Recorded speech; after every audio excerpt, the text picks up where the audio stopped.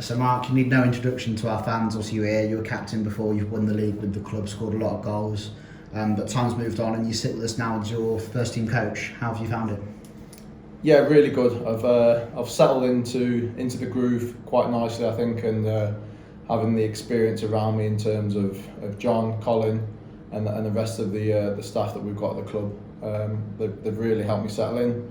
Obviously, I had that experience with the YTs sort of last season with John, and I learnt a lot in my experience and my time there, having coached within the academy as well while I was still a player. So yeah, I've settled in really well. And obviously as a player you were successful, you scored goals, won trophies as we said, but you are relatively new to the coaching side. But have you found your experience as a player has helped you in that? Yeah, certainly elements have helped. It's a completely different world from being a player to a coach. As a player you tend to turn up, you're a robot, you're told what to do, you go home. Within a coaching environment, you come in early, really early.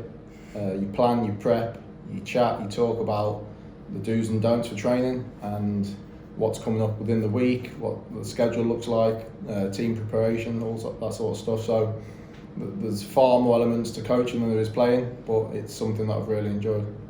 And obviously it's not even been 2 years since you retired as a player.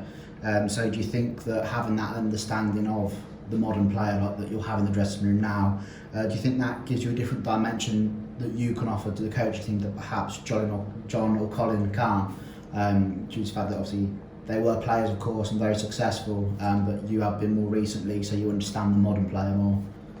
Have I retired? Have you officially retired? Yes. I was going to make a comeback. Listen, coaches, all coaches have different ways of doing things, and just because, for example, you're Colin Calderwood, you've coached for a number of years at the top flight, played for a number of years at the top flight, doesn't mean you're any different to any other coach. Colin will certainly see things in nowadays players that I might not see, and just because I've played in a more recent time doesn't mean that I can relate to players in any better way. Colin will see things, I will see things, and the same for John. So I think the combination of the three of us is a really good, makes a really good working environment for us coaches. We'll get along really well. We'll listen to each other's opinions and have a voice in the office. So I wouldn't say just because I've played more recently I have any more benefits to the office or to the way we coach. And how have you found that transition from becoming a player to a coach? Because you didn't really have any time out of the game in between. You sort of it's almost a seamless transition into it. How have you found that?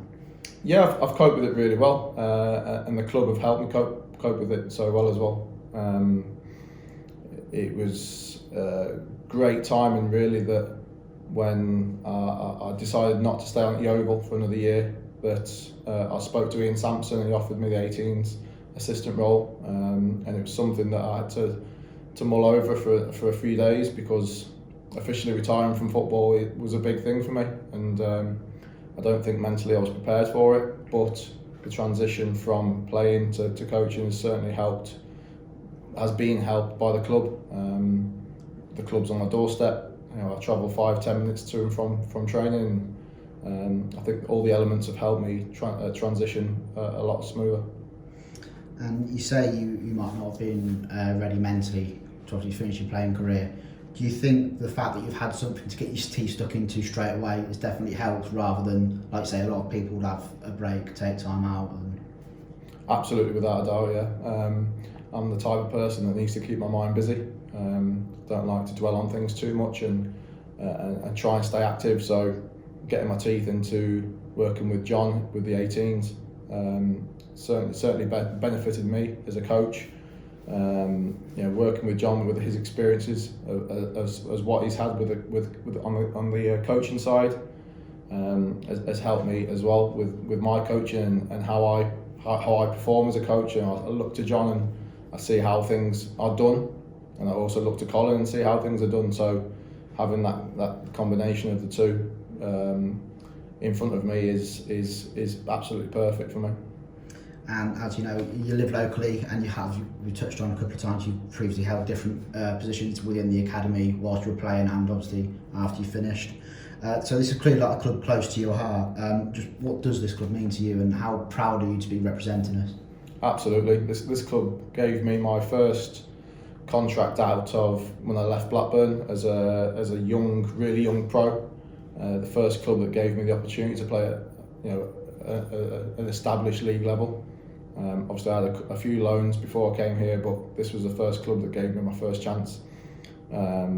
So to come back here now as a coach makes me really proud, and it's something that I've wanted to do for a number of years. Is to be a football coach, and for me, there's no place better to learn my trade. And obviously, you talk about learning your trade. You're working with John Brady and Colin Calderwood, who are both very experienced and been very successful in their own coaching careers. Obviously, you both knew them well before taking up your position as well. How good have they been for you to learn from? Like I said previously, each coach has their own way of doing things, and Colin and John certainly don't differ from that.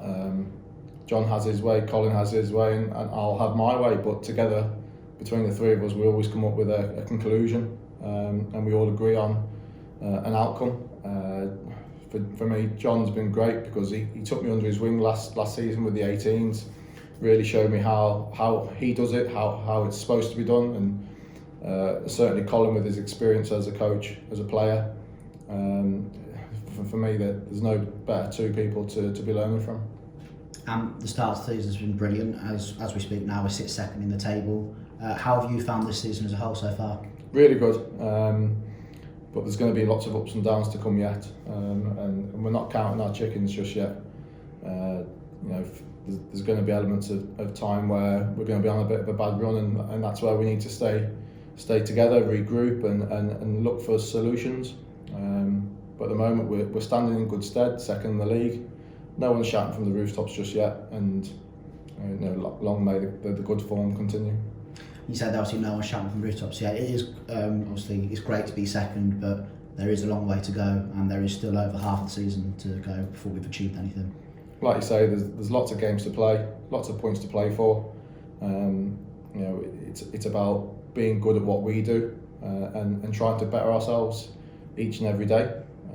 And that's not just the players, it's the coaches as well. If there's something not quite right within the coaching environment, we expect the players to come and tell us, and vice versa. If there's something not right within the on the playing side of things, there's plenty of voices within the office that will let the players know. Perfect, thanks very much. Cheers.